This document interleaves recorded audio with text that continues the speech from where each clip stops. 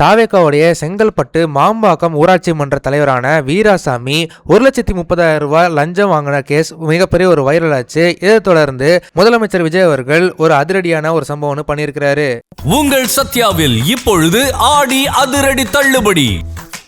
கடந்த 2-3 நாட்களுக்கு முன்னாடி தாவேகாவுடைய செங்கல்பட்டு மாம்பாக்கம் ஊராட்சி மன்ற தலைவர் வீராசாமி ஒரு கான்ட்ராக்டர் கிட்டத்தட்ட 1,30,000 ரூபாய் லஞ்சம் வாங்கின மாதிரியான ஒரு வீடியோ ஒன்று சோசியல் மீடியால பயங்கர வைரலா ஷேர் ஆச்சு. அந்த வீடியோல வீராசாமி அந்த கான்ட்ராக்டர் கிட்ட நீங்க கையில 30,000 ரூபாய் கொடுத்துருக்கீங்க, பாக்கி 1,00,000 ரூபாய் எங்க அப்படின்னு கேட்டப்போ நாங்க ஆன்லைன்ல உங்களுக்கு டிரான்ஸ்பர் பண்ணிட்டோம் அப்படின்ற மாதிரி பேசியிருந்திருக்கிறாங்க.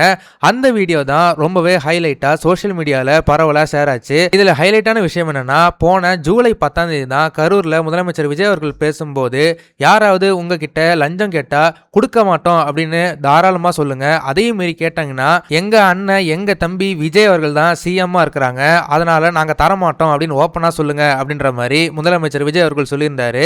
இந்த விஷயம் நடந்த கொஞ்ச நாள்லயே பாத்தீங்கன்னா இந்த மாதிரி தாவேகாவுடைய நிர்வாகி லஞ்ச ஊழல் கேஸ்ல அவர் மாட்டிருக்கிறது பார்க்கும்போது மிகப்பெரிய ஒரு சர்ச்சையை உருவாக்கி இருக்கு. இது குறித்து வீராசாமி கிட்ட கேள்வி கேட்டப்போ நான் அந்த மாதிரி எந்த விதமான லஞ்சமும் நான் வாங்கல, இது எல்லாமே முழுக்க திமுகவுடைய சதி, தாவேகாவை இந்த மாதிரி கேவலமா காட்டணும் அப்படின்றதுக்காகவே என் மேல பழி போடுறாங்க அப்படின்ற மாதிரி அவர் சொல்லியிருந்தாரு.